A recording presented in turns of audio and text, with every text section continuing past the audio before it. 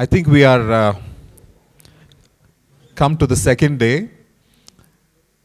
I just heard my speaker say there's too much of light, but I said when there are stars, we need light to meet some of this.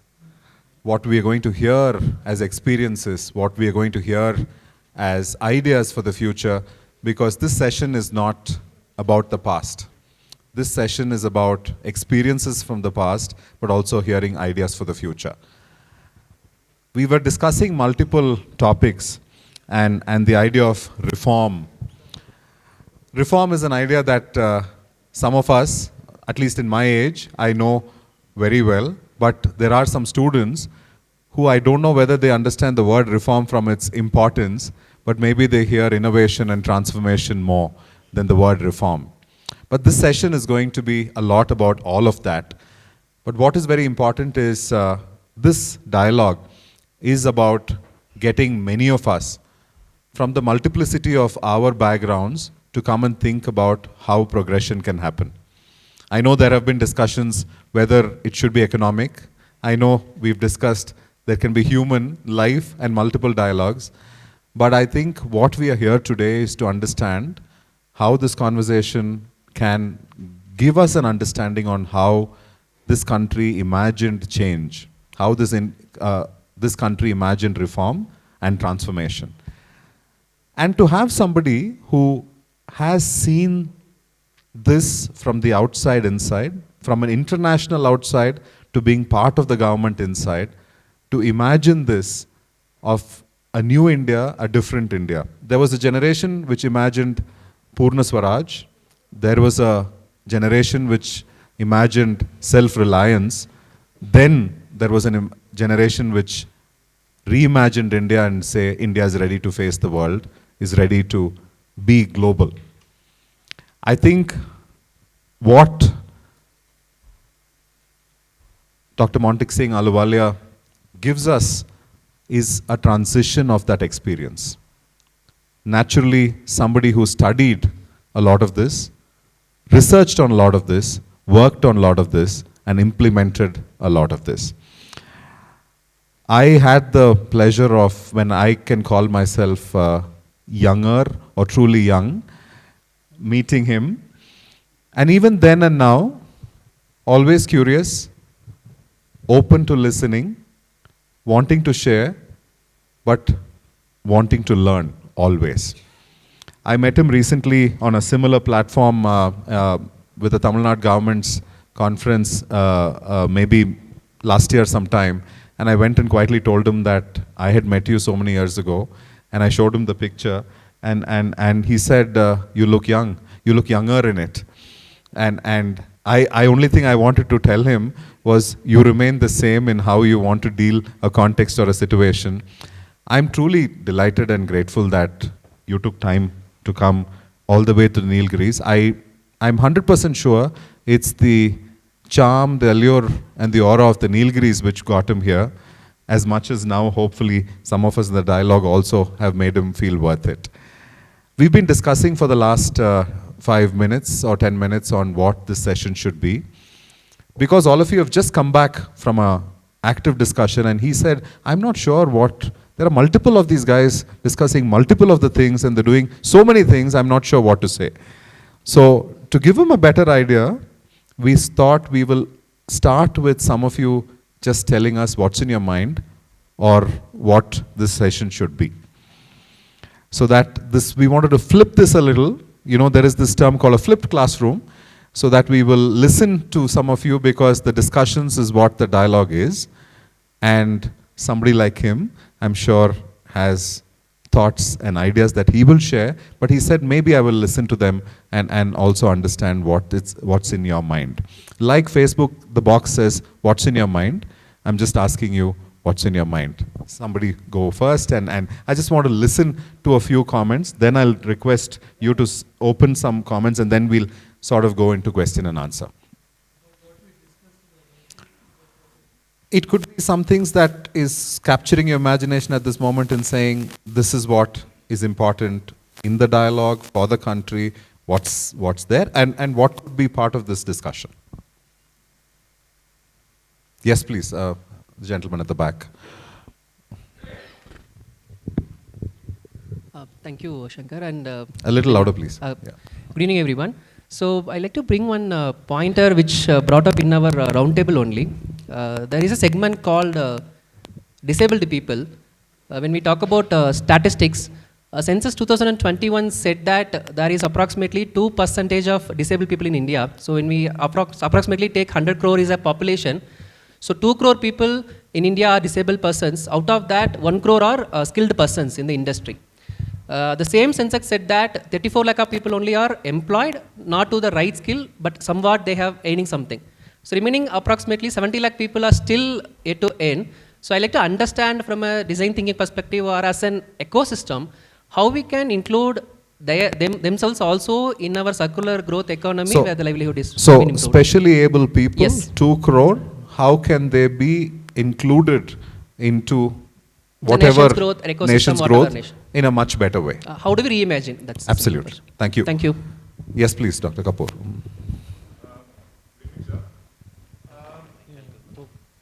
The mic's just coming to you. Good evening, everyone. See, during the course of this dialogue, something which I thought perhaps was not discussed enough is this problem of unemployment. I mean, there are voices that say that one of the biggest problems today facing India is unemployment. We talk of the demographic dividend, and yet we say that, you know, there are large number of our youth who are not productively employed. At the same time, I'm aware that the industry and the government have been working hand in hand, implementing a lot of skill development programs, and a lot of money is being spent. So I'm very curious to find answers as to why we still have not been able to crack this problem of unemployment, and what can be done both by the government and by the other stakeholders like industry and the civil society to ensure that youth get productive jobs. Sure. Unemployment youth. Yes, please. Yes, you have the mic, so he has the mic. Hi. My question can be a little contentious. Contentious? Yeah, could be. Basically, all credit goes to the government to do good things, but for every step we take forward, there are 2 steps backward. Because of the system that there is. You have been a part of the government. We have Vikram here who's also been part of the government. There are good initiatives, but what happens then, we sort of pad up the numbers to please the politicians. Implementation lacks, and sometimes it is lost also. So how do we go about making this change? Because we spoke about China +1 competitiveness, etc. China has a, what you call a communist government which says you do and you do. But we don't have that, that pleasure or pain. So what do you do to ensure that it's just not ownership that the government and the politicians have, there's also accountability, so that we implement the right things and implement the right way? Accountability. Yes, yes. At this point, he says he will try to spin a yarn around it, but I think what we want to see is the wonderful fabric that already you've spun for us. Well, Shankar, thank you, and thank the organizers for inviting me. I mean, you're right, by the way, the Nilgiris is very special. And in fact, I'm delighted to see that we have our collector who looks after the Nilgiris. She deserves a lot of applause, because if you look at what's going on, and you have to identify one person, is the head of the administration who should get that applause. So that's terrific. And I never turned down an invitation to the Nilgiris. In fact, I'm struck by how much better you guys around here have handled the Nilgiris compared to the way we've done things in the north. And by the way, this touches on something which I don't think, I would certainly blame myself also, although we were aware in the Planning Commission that, you know, different states are different in India. I mean, you know, the range of per capita GDP is 5 to 1. I mean, Tamil Nadu is in a totally different economic space than, let's say, Bihar. And yet, the conceptualization of all schemes in India by the central government is to a certain pattern. And everybody sort of, occasionally they make it district specific, but otherwise there's very little focusing on what can one do in this sort of situation, which is very important in this situation, but not important somewhere else. So I think that whole issue, we need a lot more observing of what's happening. And in the discussion I had, one of the things that came out, no, let me step back a little. This is the trouble with trying to spin yarns. One dominant thing which came out on many meetings is this interest in growth, and also a realizing that growth isn't everything. And I think that's pretty obvious. Nobody in his right mind would say that you can make economic growth the sole objective. Because you can have an economic growth which is so highly unequal that all the benefits go to the top 10% and nobody else benefits. That's not why people have growth. When a politician addresses 1,000 or 1 lakh people and says, I'm going to give you 8% growth, the image he has, or he's trying to convey, is that each one of you will actually experience 8% growth, believe me. But I think he also implicitly kind of assumes that you're going to experience it doing exactly what you're doing now, which is totally false. If you're going to grow at 8%, there will be so much structural change in the economy that the 8% will ultimately, it may or may not reach down. If it does reach down, that's wonderful. But if it does reach down, it won't be everybody benefiting doing exactly what they're doing. There are not too many politicians who are willing to say the following 2 things, which I think are important. That there are too many people in agriculture. And the reason farm income is not high enough is because you've got too many people relying on agriculture, and therefore my objective is to reduce the population in agriculture over the next, 10, 20 years. Far too many people that I've talked to say, Nisab, this is not the right thing. You should make the rural areas somehow more attractive so people don't migrate. That is just, one can debate that, but I don't think that's the way it's going to happen. So I think somewhere we have to build into our awareness that if you're wanting big things, they're going to be accompanied by structural change. And you're going to be ready to see some things fundamentally change. Let me switch to industry. Everybody talks about middle and small scale industry. And actually it's micro, small, and medium, okay? Now the truth is, in India, and they love saying, the small scale industry is the backbone of industry. That's just because you've got a hell of a lot of people in it, right?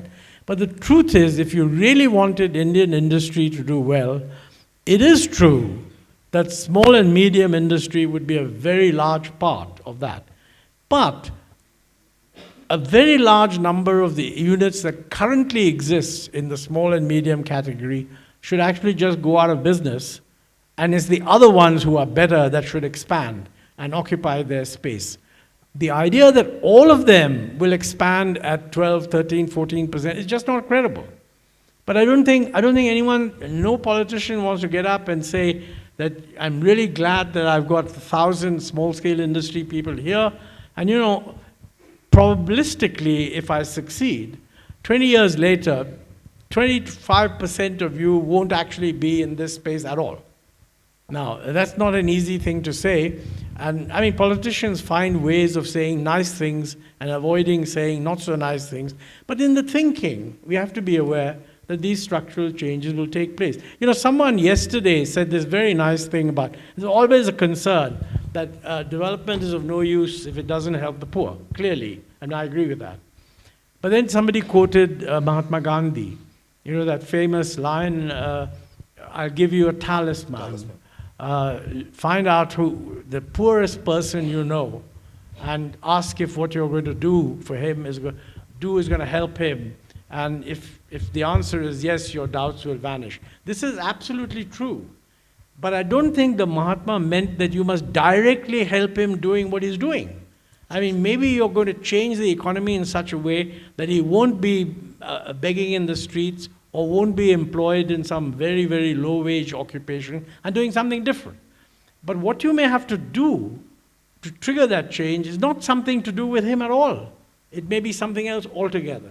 I mean, we discussed this yesterday that, people don't realize that when things like smartphones come in, how much it improves the earning opportunity, let's say, of women who are masseurs in high-income neighborhoods.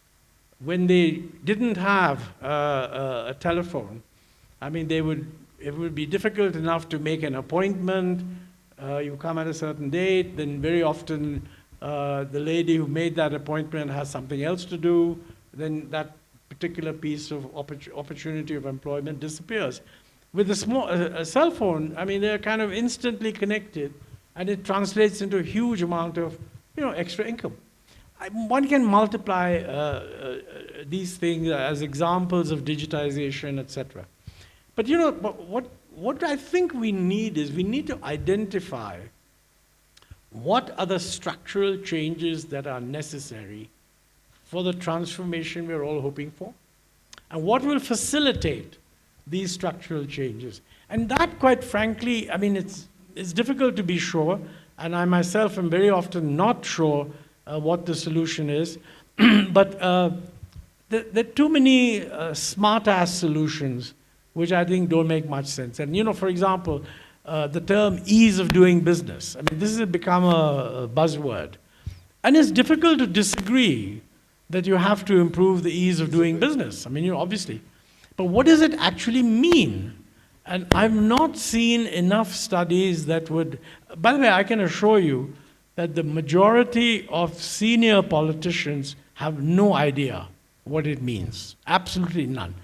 I don't think they have any idea that whenever we introduce a regulation, that regulation becomes transactionally an occasion to harass. And if we have a regulation, the violation of which is potentially a criminal offense, subject to imprisonment, that becomes even more of a potential opportunity to harass. Now, senior, when you said you meant in the stature of what they are or the age of what they are? No. Senior in the sense that positions of importance, basically. And I mean, what's his name? Several people actually have done, in one of these reports was done for the Niti Aayog, and it sort of said that there were 25,000 central government and state government regulatory provisions that govern industry, where a violation can potentially be a criminal offense, which could be, you could be liable to going to jail. I'm not saying, by the way, that they shouldn't be punished. I mean, you can have a monetary liability. The moment jail becomes an issue, transactionally, you can definitely extract money for it, and it can become a huge hassle. It's not a big hassle for big companies, but it's a huge hassle for any small businessman, any new businessman, any young person who's starting a business. I mean, they are amazed at how many hassles they have. So I think, and at the same time, the proposition that we must improve the ease of doing business is widely accepted. So the question arises, why doesn't this happen? I mentioned that this study that I was thinking of, which identified 25,000. I think of them about 15,000 or so, or 10,000 was central government, 15,000 was state government. It wouldn't be so difficult for the central government, for example, to say that, look, this 10,000, remove the criminal portion. I mean, leave the economic punishment in, remove the criminal. Out of this 10,000, let's reduce it to arbitrarily to 9,000 or something. I mean, they did take some action, but what was decriminalized, if I remember, was 300 out of 10,000. So, there's a completely disproportionate response. So, when people say implementation, this is an example of implementation. I mean, I don't think that the problem can be reduced to implementation. Actually, in my view, it's a problem of bad design. we think that there's a slogan which gives you a target, and when it gives you a target, a policy response usually, I mean, there should be two different responses. And one is a policy response. Policy responses are not government programs. You just change your own policy. That's what we did in 1991. A hell of a lot of things where you had to go and get permission either to import or set up a unit or whatever. These things were got rid of. Not fast enough, we should have done more, blah, blah, blah. But it was a policy change. But then there are program changes where you say, in order to do something, we're going to have a program. Skilling, for example, was mentioned. That's another thing. You know, the problem is that the actual design of these programs is amazingly bad. And it's drafted by people who are essentially, who have no experience in the area. I mean, they are good people, they're civil servants, but civil servants are not trained to draft new programs. If you suddenly decided that you want to do private sector participation with skilling, I don't think they know how to actually draft it. And so something gets drafted, it doesn't work properly, and then it just gets neglected. I mean, we've had several initiatives for promoting skilling, and what people tell me is that they haven't worked very well, okay? And the same thing is true for export promotion, this, that, and the other. So I think we identify the targets quite well, but I don't think that we are defining precisely the design of the policy. It's only when a design is well defined that you can talk about implementation. Otherwise, what happens is, when you say it hasn't been implemented, what you really mean is you put together a policy program that was badly designed and failed. That's not a failure of implementation. That's actually a failure of design. And we don't get enough feedback. I mean, I can't speak since I've not been in government for 10 years. I don't know how much feedback government is getting. Certainly when I was in government, we had set up many, many mechanisms for such feedback. I think Arun spoke yesterday and gave examples of how he'd reached out to a whole lot of people to hear their views, etc. And other members of the Planning Commission doing the same thing. So I think that is very important. That is, the design of a program ought to involve a lot of inputs from the people, not just who would be affected, but also the people who would actually be the professionals in the field. I mean, it's not much good going to patients, somebody who's sick and saying, you know, what do you want? I mean, they want better treatment. But how you're going to get it? You better talk to some of the doctors who run hospitals, etc. And frankly, if you look at generally the experience, how would you characterize India? I mean, of course, we always have a whole range. I mean, there's one bunch that says things have never been so good. We are now Vishwa Gurus. The whole world is looking to India. And I find very often people say, we want to become a global leader in something. Now, you know, I think we should ask ourselves, how many things are we a global leader of now? And how many are we going to become?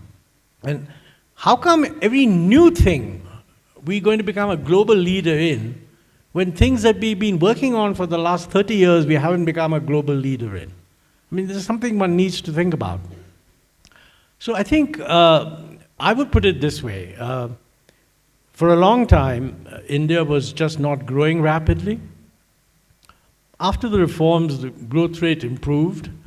But you know, if you were happy that you're doing better than in the past, you had some reason to be happy.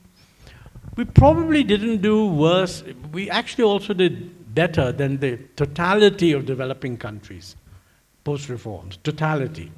But there are one or two countries that totally outperformed us, and that's clearly China, and of course more recently Vietnam. So whether you want to feel India is doing well or not is very much a function of how you view this experience. But since the government has set a target of Viksit Bharat, which translates into GDP and this and that, and it boils down to you need 8% growth. I think if you ask yourself the question, are we, just focusing for a moment on growth, are we growing at the target that we have set for ourselves? The answer is unambiguously no. because the growth rate is kind of around 6.5. Some people say it might be slowing down. Others think, no, it might pick up. But nobody is disagreeing with. And I give credit to the chief economic advisor for being the first person to have said 6.5. Otherwise, there was too much talk of 7%, 8%, and what have you. Most people, by the way, internationally think that since this is a tough time for the world, and this is a very important issue, that if India does 6.5 for the next 2-3 years, that won't be doing badly at all. But it does mean that if Viksit Bharat is serious, then this 6.5 for 3 years may be fine, but you should soon be graduating to a much higher growth rate. Is there any sign that that graduation is going to take place at the moment? I wouldn't say there is. But we are talking a lot about the reason it's going to happen is because we're going to do this reform and that reform and the other reform. And that is the right thing to do. I mean, Nainan, I think yesterday, made the point that, there's a lot of talk about reforms. Look, we've done the earlier, the sort of the no-brainer kind of reforms got done. They were the low-hanging fruit. The economy has become more sophisticated, therefore it's more challenging. Our objectives have become more complex. It's not just growth, as everybody has been saying. You want education, you want health. And the world has changed. I mean, we've had some excellent sessions on that. I mean, the earlier broad consensus on a sort of a kind of an open global world economy is clearly breaking down. And apart from that, that has geopolitical ramifications, which are particularly important for us, because China is one of the countries around which a sort of fragmentation will take place. And I don't think anyone in India is happy with saying, okay, well, then let's just join the China bloc. I mean, we would want to deal with everybody. So we have to look at the fact that what is our global strategy going to be if the world is getting fragmented between the Europeans, the Americans on the one hand, the Europeans sort of doing their own thing, China, Russia together, and then we don't know how East Asia is going to behave. What should be our strategy? There are real choices there, but then these choices are not being discussed as much as they should be. And there are also differences in view, because there is a view that says that, look, the earlier notion that you should open up and integrate was based on a theory about globalization, which the proponents of the theory have discarded. And as a matter of fact, Pankaj Saran's quotation from Marco Rubio's statement is the best demonstration that they really have discarded it. There's no doubt about that. I mean, but the question is very often, when something starts, it may, at that point, it may look that a major change in policy is taking place, because politically, that's the image they want to convey. How much change will actually take place, we'll only know in the next year or two and so on. So there's genuine uncertainty. And another thing which is also very relevant is that technology is changing, and we've had some wonderful sessions. Now, by the way, each of these changes, one can get lost into what should we do to handle each of these changes. But the limited point that I'm making is that whatever strategies we evolve have to keep in mind that we have to cope with each of these problems. And I think that, obviously I'm not going to provide a comprehensive answer to all these problems. But the one bottom line thing one needs to put in place is that because A, the country is more complicated, B, the country is very diverse, C, the country is democratic, so people have an opportunity to express their views, it would be important to hear everybody's views. That doesn't mean, by the way, that hearing them will lead naturally to a consensus. I don't think so. But it's amazing how much people are willing to be, as it were, pushed in a particular direction if they feel they've been heard.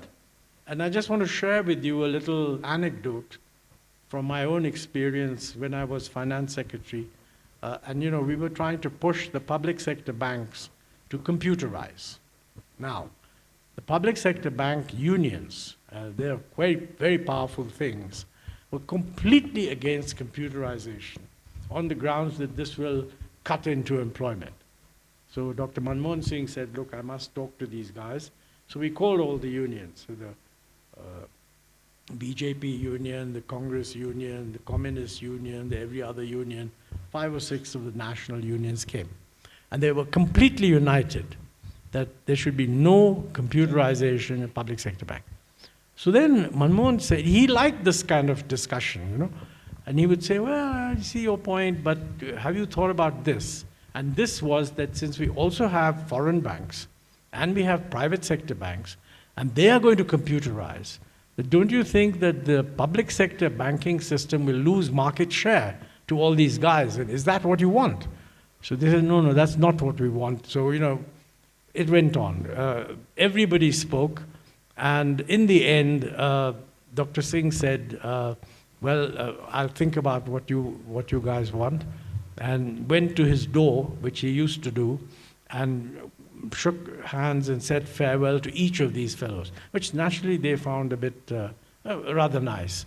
So everyone shook hands with the finance minister.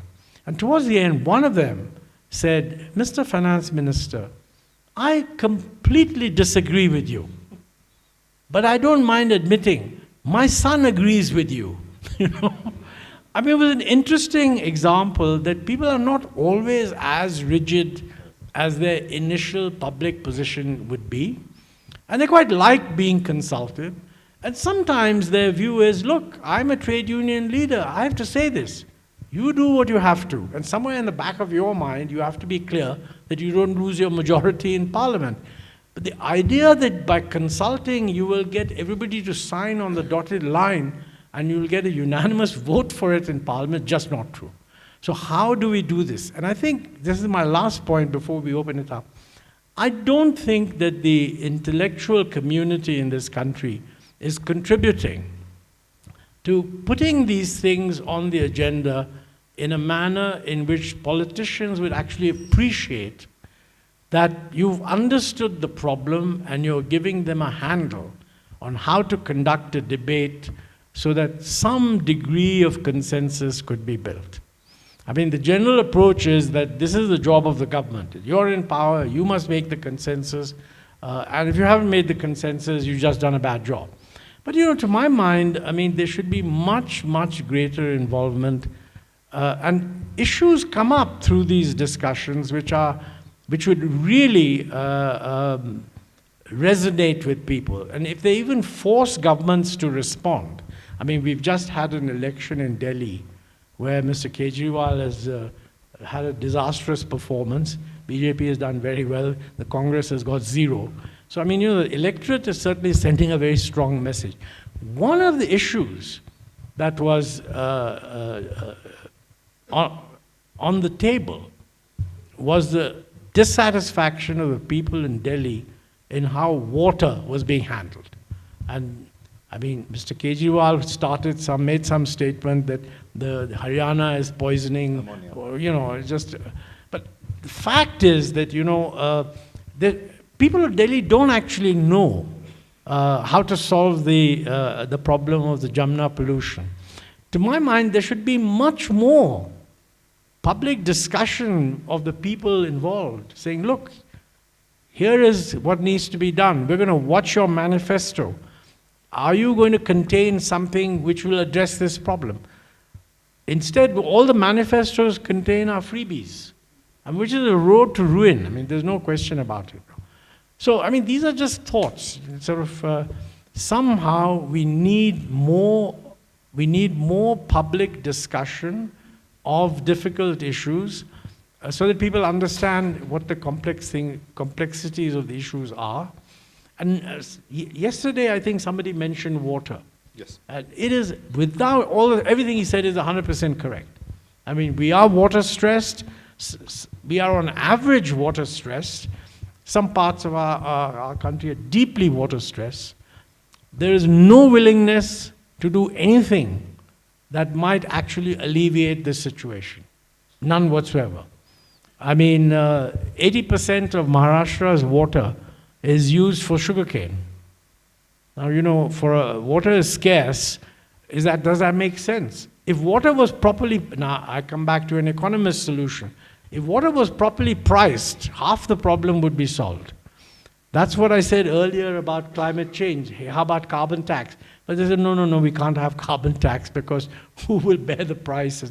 Look, all these things are going to involve some cost. I mean, the idea that we will develop with nobody paying any cost at all and everybody riding to prosperity in a hunky-dory way doesn't make sense. So I think, if the civil society, certainly in Delhi, let's say, and I think it will be true in Bangalore also, Chennai also. I mean, what does it take on water? To my mind, we've got so many IITs and so many IIMs, and to say nothing of universities. There should be an incredible build-up of professional pressure that this is what a sensible water policy would be, and open it up for discussion. Anyway, that's just some thoughts. Looking forward to your response. I should add, by the way, about the differently abled, the 2%. That's an important area. But I don't think we have a different solution there that any other country does. I mean, what you want is whoever is differently abled has the same access to opportunities that the average citizen does. And if you see what other countries are doing, I mean, the most elementary thing is just having enough ramps everywhere for those who need wheelchairs. And I'm happy to say that a few more of these are now visible, but nowhere near enough. That's certainly true. Before I come to Mr. Unni, since I have the mic, I'm going to ask a few. And what they would say as rapid fire. If you were given a choice, again, to be a civil servant, a politician, an entrepreneur, or a public planner or an economist, what would you choose? Oh dear. To my mind, the country needs all of these. What the country doesn't seem to have is a way of getting them to discuss things with each other and create a more public awareness of what do the more knowledgeable people in the country think. So which choice an individual makes is not a very important one, I think. There are some very young people, students. If there's one thing that when you look at them and when you look at how today's youth in their 20s are, what is the one thing that excites you and the other thing that worries you?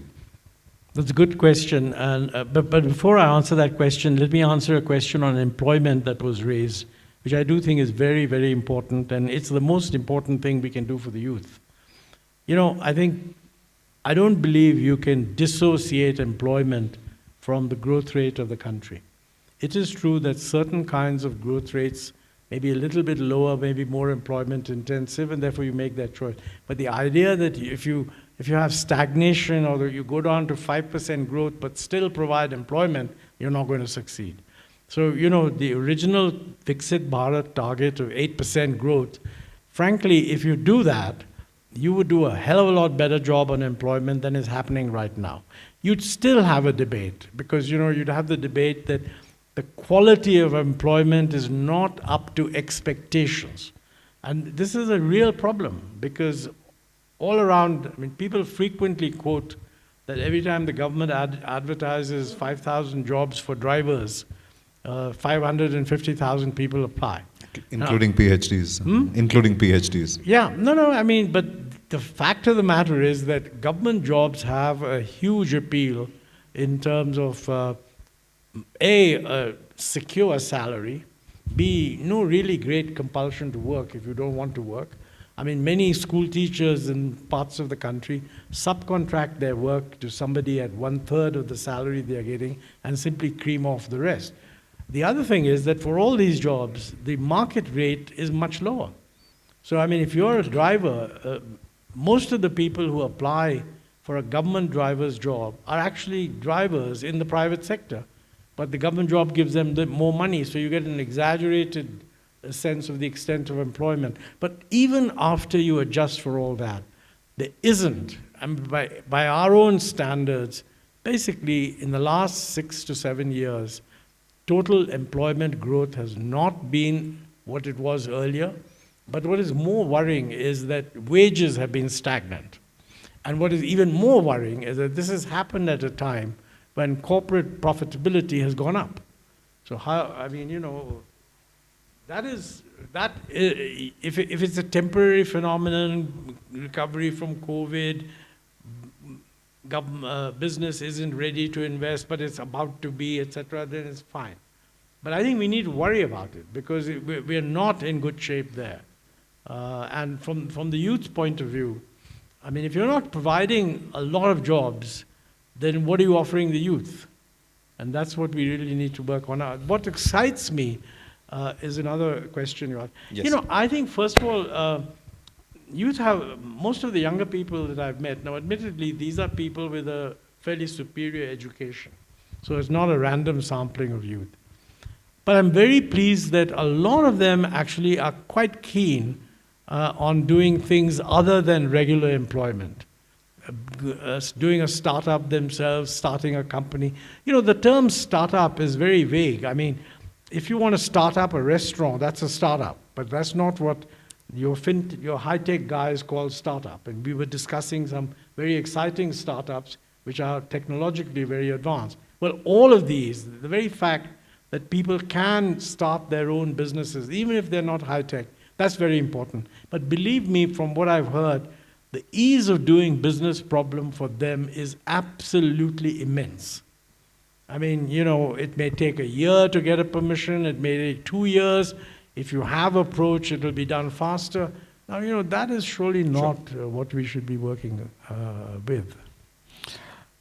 The last question is, we went back to 1991, and if there's one or two things that could have been done differently or more, anything that comes to your mind? Well, all the things that we didn't do should have been done. But, you know, to be honest, I think you have to remember that the 1991 moment was not just that we were making little progress and suddenly we decided we want to make more progress. We also got hit by a crisis. So there was an aspect of crisis management, and I think to the credit of that government, and I think Narasimha Rao was very clear about this. You know, I've discussed all this in my book, Backstage. He was not just interested in managing the crisis. The first time he called us for a meeting, just before the cabinet was sworn in, he said, we have got to get rid of the cobwebs in our minds and do things differently. He didn't say, there's a crisis, we must fix it, etc. He said, there are cobwebs in our mind, we should do things differently. But obviously, you can't do things differently if you don't manage the crisis. I think that government did a superb job of managing the crisis. There was a lot of criticism at the time that we were blindly following what the IMF and the World Bank were saying. It's not true. In some respects, we ignored, consciously didn't do what they wanted. In others, we went further. So there was, in my view at least, an internal design of policy. The government used the crisis as an opportunity to kickstart a reform process, but after 3-4 years, that lost steam. I think on the whole, people who say that, you know, you should have got everything done in the first 2 years, I don't think in India it would work. I mean, in a political situation that existed, the government could only do what can be politically sold. So I think gradualism, which is what the word was coined for, was valid. But I do feel that, you know, what took us 20 years to do, we should have done in 10. I mean, I'm not a great advocate that we should have done it in 3 years, but not 20. So I think that too. Because by then governments changed, you know, so this is the great advantage that countries like China have. The government never changes. I mean, the Communist Party runs the country. So there's a lot of continuity. You know, democracy, I don't want that either. In a democracy, you have to accept the fact that there'll be guys coming with fresh ideas. They'll also criticize the previous government. In due course, they'll work out that, you know, that criticism was good politics, but not necessarily good economics. So you give them that room to adjust. But I still feel, for example, the most obvious thing is people say that, look, you should run more on health and education. That's true. But the problem with health and education is that this is This is an area dominantly in the states. It's not an area in the center. So I don't know that if we have just given more money to the states, anything wonderful would have happened. So I'm not sure about that. But I think things like getting rid of the small-scale reservation, I mean, which finally went in 2004, I mean, that is absurd. It should have been got rid. We were beginning to reduce it, but then we slowed down. And it could have been done very easily if it had been done much faster. But you need much more communication about the rationale of the reforms with the public, or at least the thinking public. You need to create a constituency for the reform. And that can be done by the politicians, by the civil servants working with them. But it needs a conscious effort, I think. You know, one last point I want to make, and since this is the Nilgiris, and I associate the Nilgiris with both Nandan and Rohini Nilekani, so I should make a reference to Rohini's book, I think. She coins this phrase of all these debates take place in the context of the interaction between what she calls Sarkar and Samaj and Bazaar. So, you know, the 91 reforms were a conscious recognition that the Sarkar had interfered with the Bazaar too much. That's absolutely true. But I don't think later on, the way the things evolved, I don't think the Samaj got into it in any serious way at all.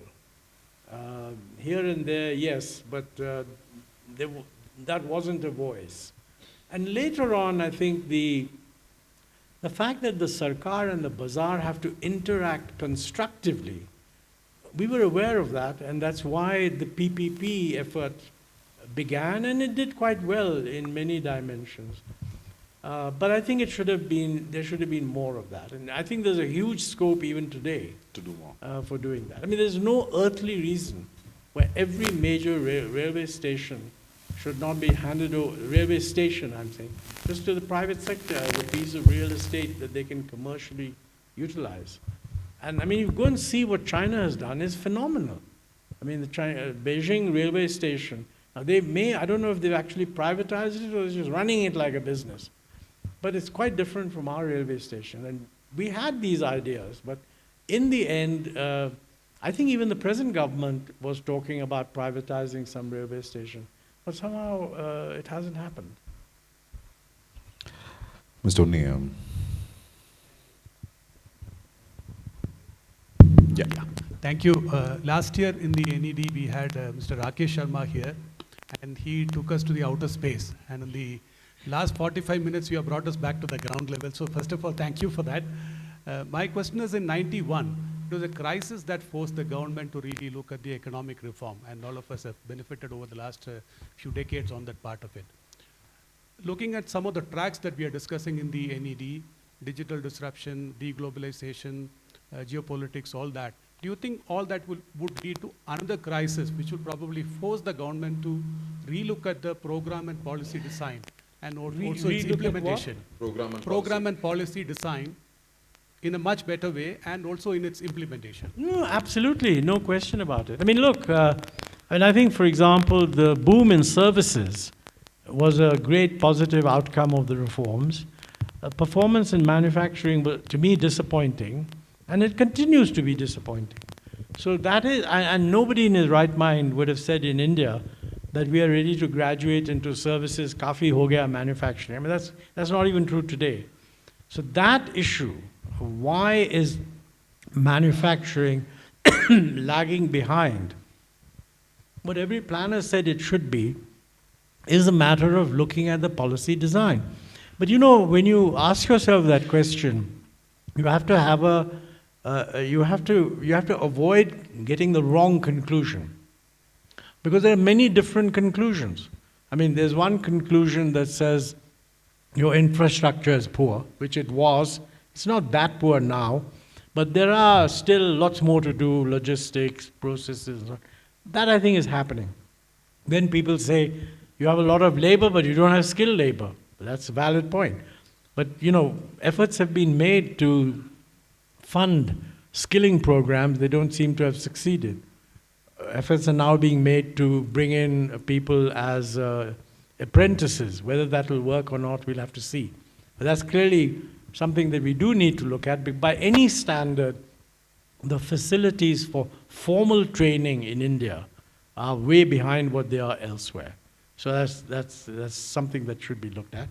But you know, I think what I said earlier, that the ease of doing business, to my mind, that's an overwhelming problem. And the more I talk to people, I mean, all this business of why are Indians going abroad. I was flying into Coimbatore, sitting next to someone who is working in Singapore and in the Netherlands, Indian, and deals with companies here. And I said, look, how come you haven't set up a company in India? He said, no, it's too difficult. It's too difficult to handle. So the point is, and obviously, this is not a guy who's living abroad and just working abroad. I think we have to recognize that we are not providing the kind of environment that would make new entrants come in. By the way, the existing industry has a vested interest in the continuation of this system, because they're doing quite well, thank you very much, in terms of getting the relevant permission. So, you know, creating that space, that pressure will not come from existing industry. It has to come from potential, all the youth who want to sort of set up new industries. I think that's clearly something that we need to. And then there is a view that says that, look, if you want to promote Indian manufacturing, you should just increase the level of protection. I don't agree with that. I mean, we already have the highest protection of anyone else. So whatever else we need to do, we should do it. But I don't think that the solution lies in raising the levels of protection. I mean, in that sense, what the present government's, the last budget has lowered some duties, and I think that reverses what they did earlier. Earlier on, they raised duties, now they've lowered them. You know, I think that's probably a sensible thing to do, and we need to do more of that. The next question after that.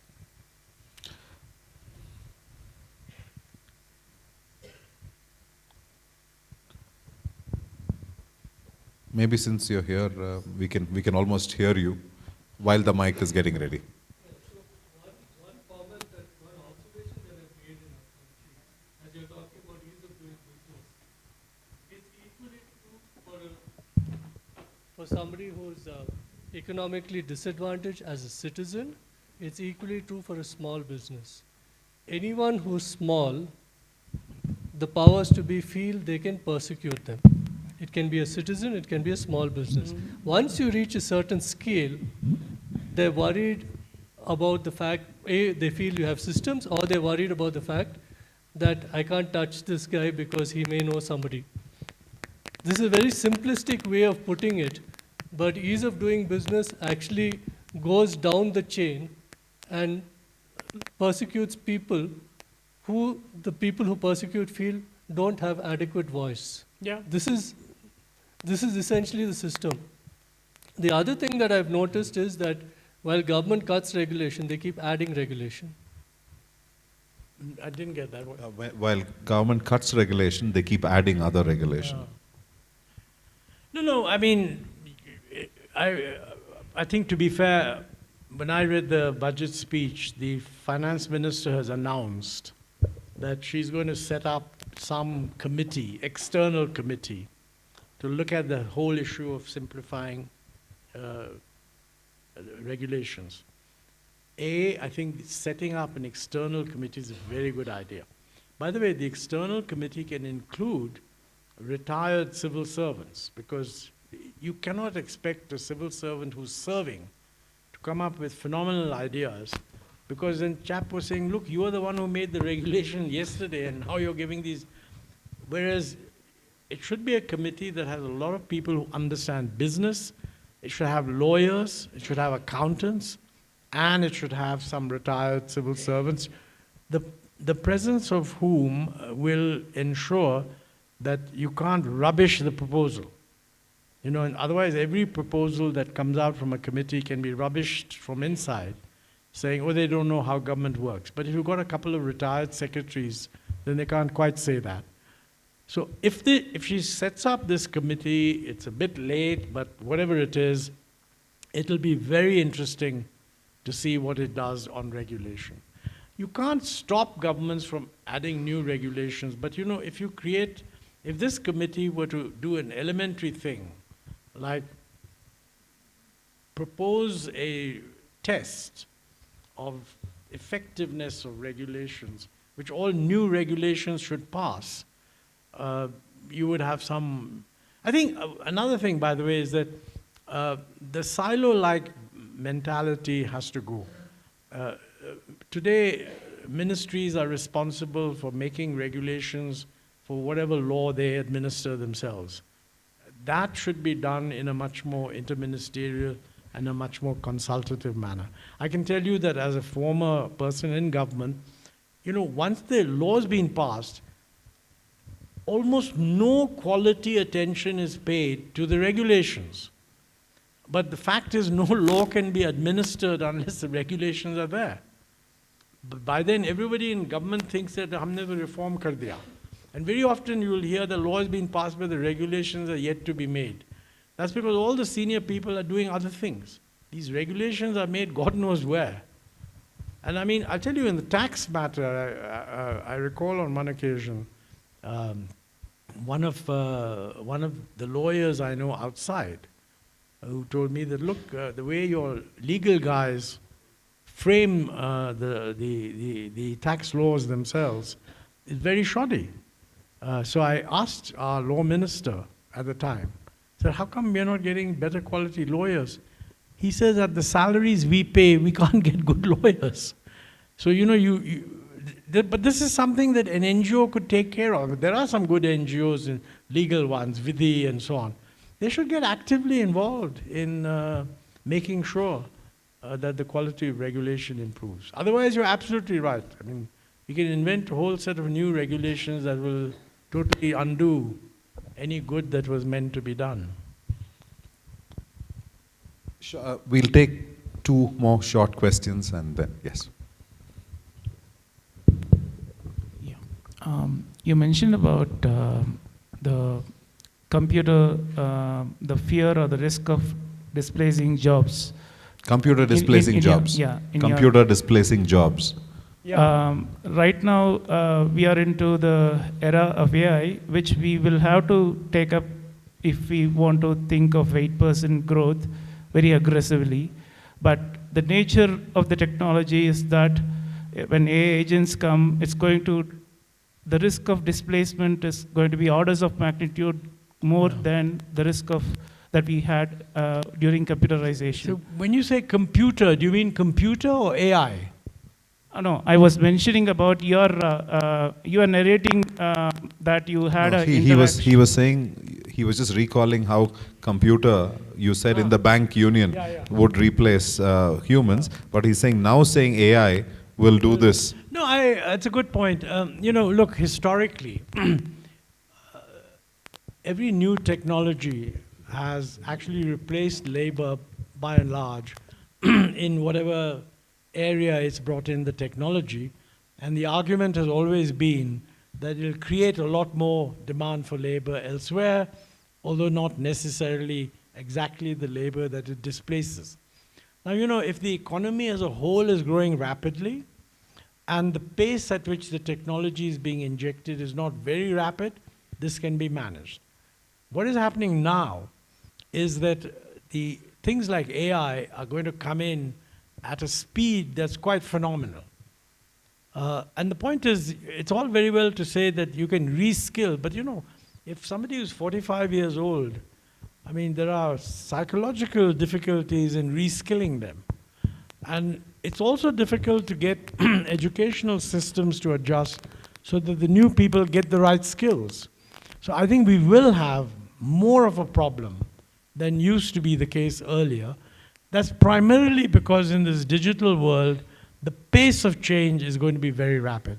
But you know, again, if the same pace of change happens in an economy growing at 5%, we'll have a much bigger problem.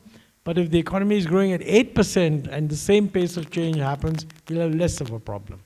So these are multiple areas where performance in one area will affect the other. The bottom line, however, is suppose you come to the conclusion that AI will be disruptive, okay? And I mean, look, many people much brighter than me have come to that conclusion. So we have to take it seriously. The question to ask then is, do you interrupt the pace of injection of the technology, or do you live with the disruption and pay special attention to it? I would vote for the latter. So, I mean, if it won't come in if it's not actually productive. I mean, if businessmen don't find it after the first fashionable introductions and so on, if it's not actually adding to the profit margin, it won't come in that fast. But if it is adding to the profit margin and people want to do it and the rest of the world is doing it, I would not recommend that India should not do it. But then we better have very high quality, top level attention to look at the disruptive effect and see if we can take care of that. It's easier said than done, but the bottom line is, I don't think we can solve the problem by keeping it out. The last question. So thank you. It's been a fascinating discussion. So I'm curious to know your views, Montek, on the percentage India spends on R&D, right? It's been about 0.6, 0.7% of a GDP. And On what? R&D.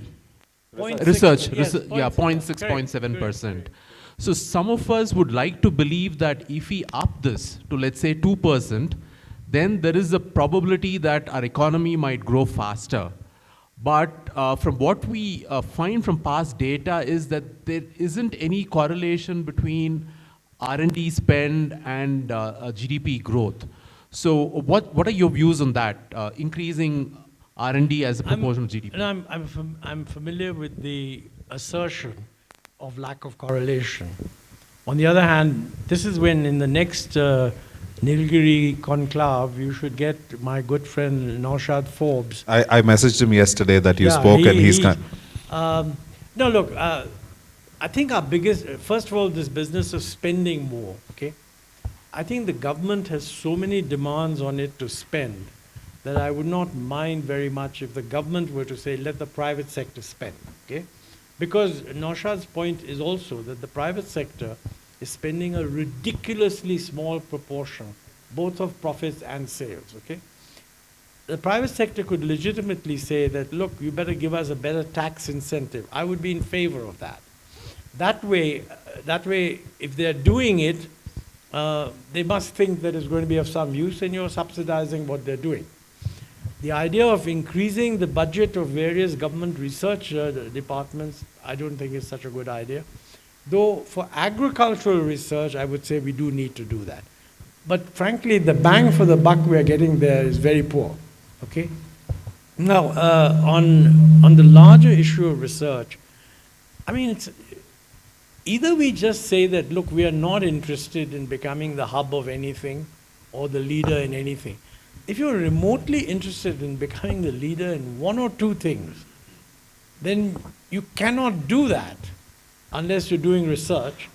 But I would say find a credible private sector partner who's taking a lead there and give them a better tax incentive.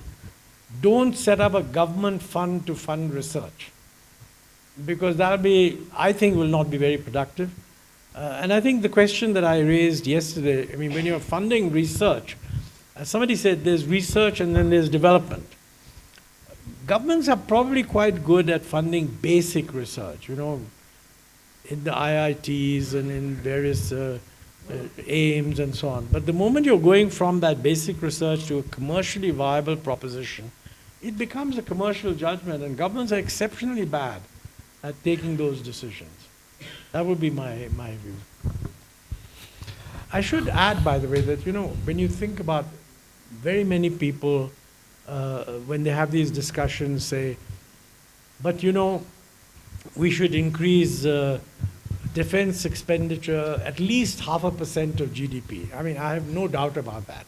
Given the world we're living in, we have too low a percent of GDP in defense. Of course, I would say that we should do what the Chinese did, which is that while modernizing the army, they scale it down in terms of numbers. That becomes a horrendous problem, but then that's for the politicians to resolve. I don't think we can say that we're not going to do the technology improvement, and we should, let's say, 0.5%, okay? then everybody says we should be spending at least another 2% on education. So half plus 2 is 2.5.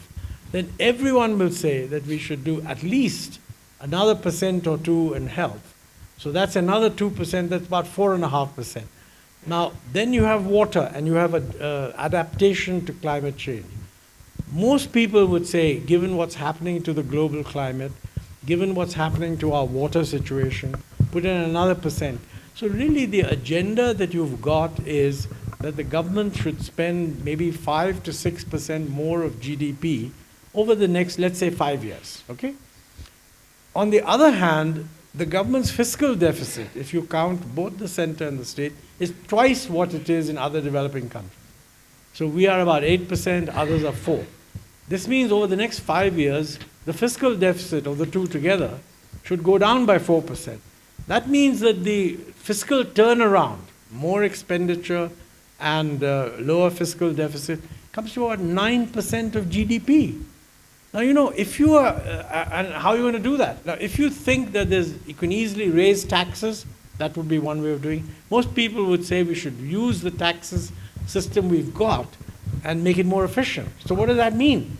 Well, that means, for example, we should do on GST what we've been saying for years, reduce it to 3 rates. Now, we keep talking about it, but it doesn't get done. We should actually be lowering customs duties, so you'll lose some revenue there. And I think on income tax, I mean, right now, middle class is feeling quite happy because it was neglected. But, you know, either you're saying that, well, no, if you don't want to, you could privatize, get rid of a lot of public sector enterprises, but nobody wants to do that either. So I think this whole debate that the government, we should line up a bunch of people, issue in every meeting, we should issue a little card to people saying, please list the percent of GDP they want to be raised in the following 5 categories, average it all out, and you'll get a reasonable assessment of what the people of India want. Then just work out how the hell to finance it. And that is really if you ask me, getting to 8% growth without fixing this problem, it's not going to happen. Yesterday, I had the opportunity, almost at the same time, to have a conversation with a soldier who's a general, and today I think I've had the opportunity to have a conversation with a field marshal of so much of transformation. I want to ask a question as an 81-year-old young person who is absolutely curious, and now you know how much he's been listening to our conversations in this conversation. How do we have an algorithm of life, lifestyle, and mind? And I also had the pleasure and honor of sharing a stage with his lovely, gracious wife. And as a couple, they stand as an example of how Indian intellect has helped India to transform. I want to ask you, what should we do as younger people, or the very young people out there, for the future in India, to make sure what inspired you, because you're a generation which saw the freedom, which saw self-reliance, and which saw self-confidence in terms of the economy. And now you're also seeing the future. But is there something like what the general spoke yesterday about discipline, about how you get up, how you eat, what you do? But then there are things of the mind and more. I want to learn what is in your mind for us in the future. That's a real toughie, but you know, I mean, I wouldn't say get involved in politics. But I do think younger people, particularly younger professionals, I think they should get much more involved in outlining what do they regard as a reasonable program, policies come programs, to achieve targets that everybody talks about. I mean, you could be honest and say, I don't think growth is important. If we have I mean, that's the Mahatma Gandhi, the world has enough for everyone's need, not enough for everybody's greed. If you say from that, therefore, if you just reduce your wants, 3% growth is good enough. I would not agree with that. I don't think any young person would. So then the issue is, if you really want growth, you say that. Then you want it to be a little more inclusive, say that. you want health, you want education, you want public goods. Look, security, law and order and security is the biggest public good, and we are failing on that big time. Instead, the government wants to get into regulating AI and regulating the stock market and what have you. These are simpler things, but the essential job of government is doing this, providing infrastructure, looking after health and education, and things like skilling and these sort of deeper public goods like the availability of water. So I think younger people should sort of say that, look, on the basis of this, this is what we'd like to see in your manifesto. And if you're going to spend more money on A, B, C, D, E, F, please also tell us how you're going to finance it. Because otherwise what will happen is that basically they will not pay salaries and the system, existing system will run down. Look at a thing which is professionally, you could defend the view that particularly since I think we do need to do more for women than we are doing, because we're not doing enough. So you could technically defend the proposition that making rides free in buses for women is clearly a pro-woman action. But the logical consequence of that is that you should double the fare so that the men cross-subsidize the women. Otherwise, all that's happening is that the transport authority will go broke.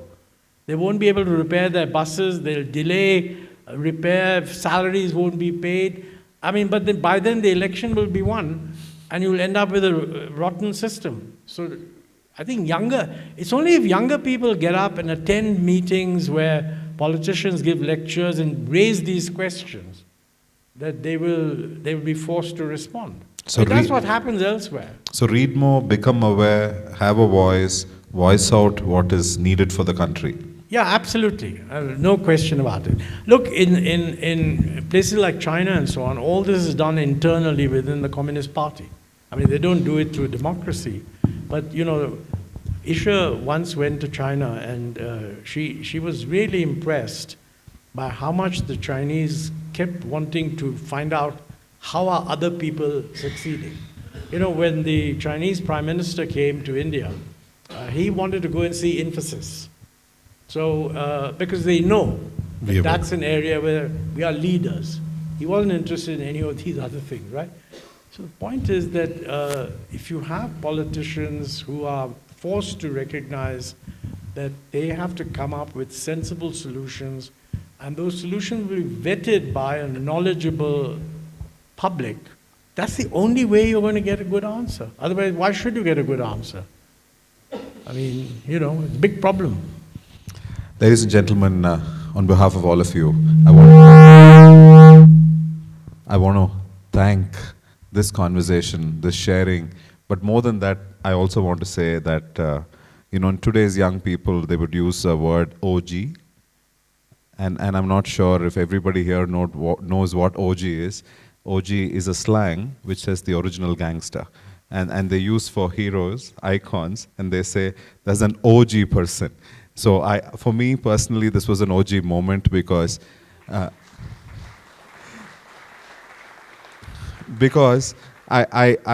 not saying this to glorify, but I want to celebrate the living and the giving and the learning that you do. And I think all of us are inspired by what you said, and we will try to read more, learn more, voice more, and I'm sure the dialogue will build on this. But thank you for your presence, thank you for the openness, thank you for the conversation. On behalf of all of you, thank you very much.